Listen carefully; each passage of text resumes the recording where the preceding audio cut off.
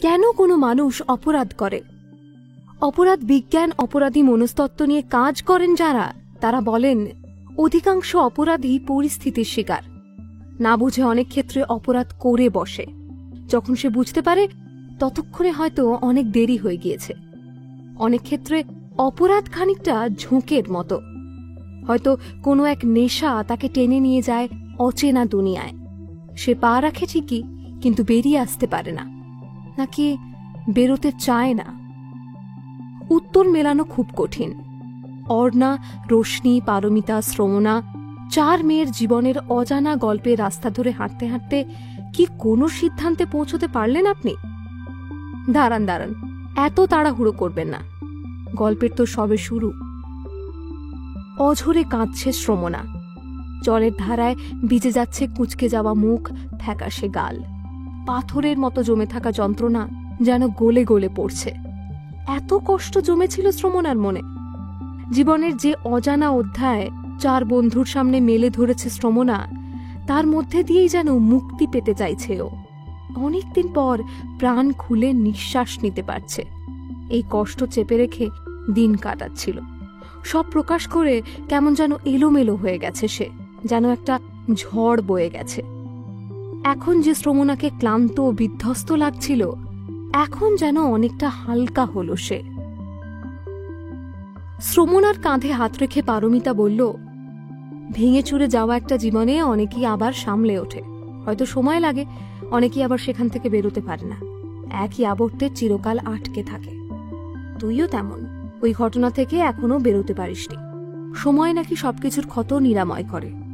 আবার আমার তো মনে হয় ভুলতে চাইলেও সময় কখনো ভুলতে দেয় না, ক্ষতকে আরো তরতাজা করে, রক্ত ঝরাতেই থাকে।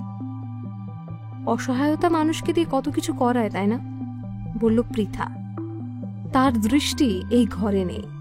এই ঘর, এই রিসর্ট, হলদিয়া ছাড়িয়ে অন্য কোথাও হারিয়ে গিয়েছে যেন।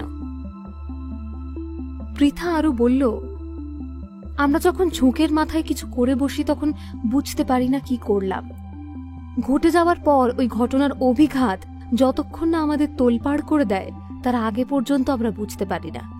কিন্তু যখন উপলব্ধি করি তখন ভুলের মাসুল গোনা ছাড়া আর কোনো রাস্তা থাকে না।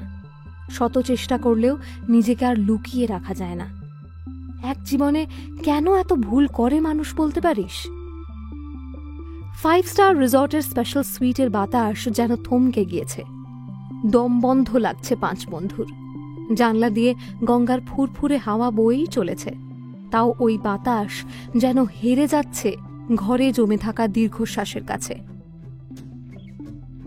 হঠাৎ পৃথা বলে উঠল, কি মনে হচ্ছে জানিস? এতদিন পর আমরা এক হলাম, কোথায় আনন্দ করব, উপভোগ করব সময়টা তা নয়, লাশ কাটা ঘরে গিয়ে হাজির করেছি নিজেদের। পচা গলা, পোকা লাগা অতীত নিয়ে কাটা ছেঁড়া করছি। কি দরকার ছিল বল? নিজেদের গল্প শোনাতে গিয়ে সবচেয়ে বেশি কষ্ট তো নিজেদেরই দিচ্ছি, তাই না?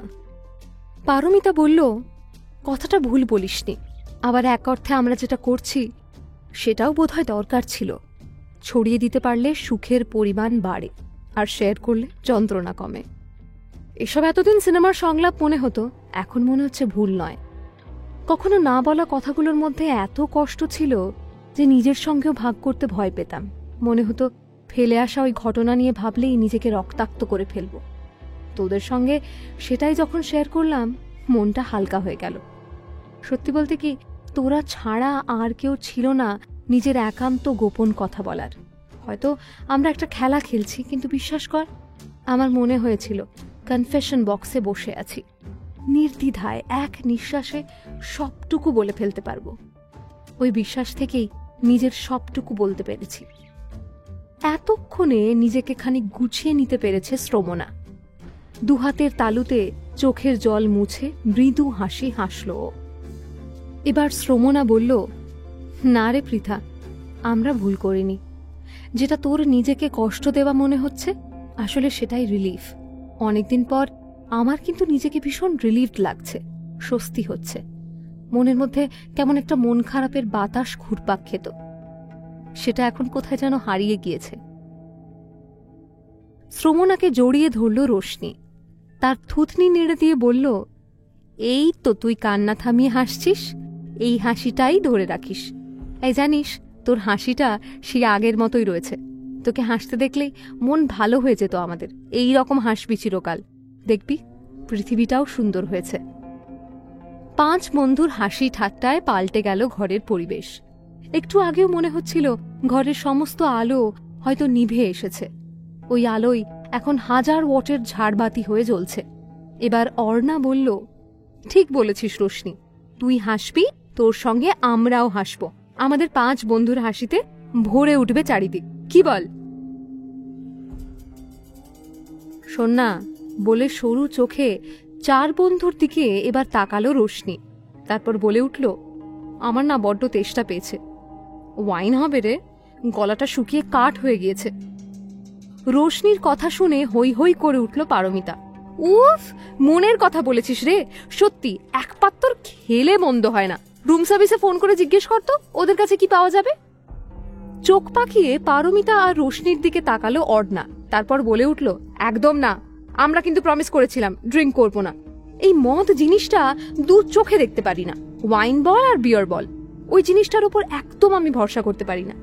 এক পেক খেতে না খেতে অনেকের গলা জড়িয়ে আসে। প্লিজ, মদ গিলে এই সুন্দর রাতটা নষ্ট করিস না তোরা। ফিরে গিয়ে ওসব খাস, আমি বারণ করতে আসবো না তখন, আজ নয়। সারেন্ডার করার ভঙ্গিতে পারমিতা বলল, ওকে ডার্লিং, যখন চাইছিস না, খাবো না।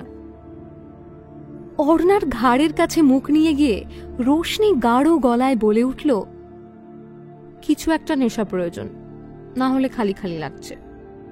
চোখ পাকিয়ে অর্ণা বলল, এই ফাজলামি করবি না।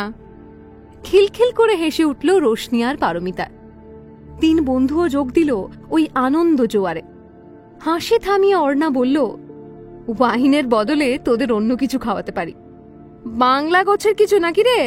পাড়ার এক দাদার সঙ্গে সে কোন ছোটবেলায় একবার বাংলা খেয়েছিলাম, কি উৎকট গন্ধ।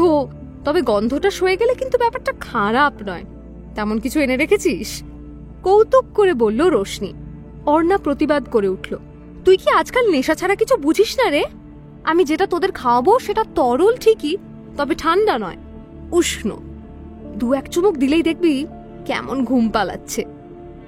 বন্ধুদের খুনসুটি দেখতে দেখতে শ্রমনা এই প্রথম মুখ খুলল, সেই ভালো। মনে আছে অর্ণা, তুই চমৎকার কফি বানাতিস? মেডিকেল কলেজে রাত জেগে পড়ার সময় তোর বানানো কফি না হলে চলতো না আমাদের। কি অসাধারণ বানাতিস।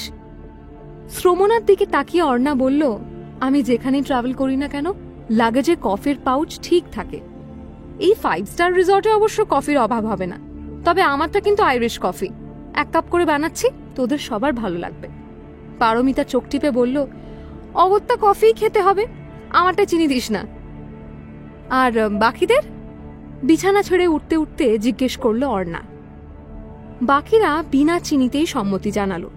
শুধু শ্রমনা মোলায়েম গলায় বলল, আমারটাই দিস 1 চামচ। অর্ণা টি ক্যাবিনেটের দিকে হাঁটতে হাঁটতে বলল, ওকে, তাই হবে বস। পৃথা, তুই শুরু কর, তোর পার্টটাই তো বাকি। আমি কফি বানাতে বানাতে শুনছি।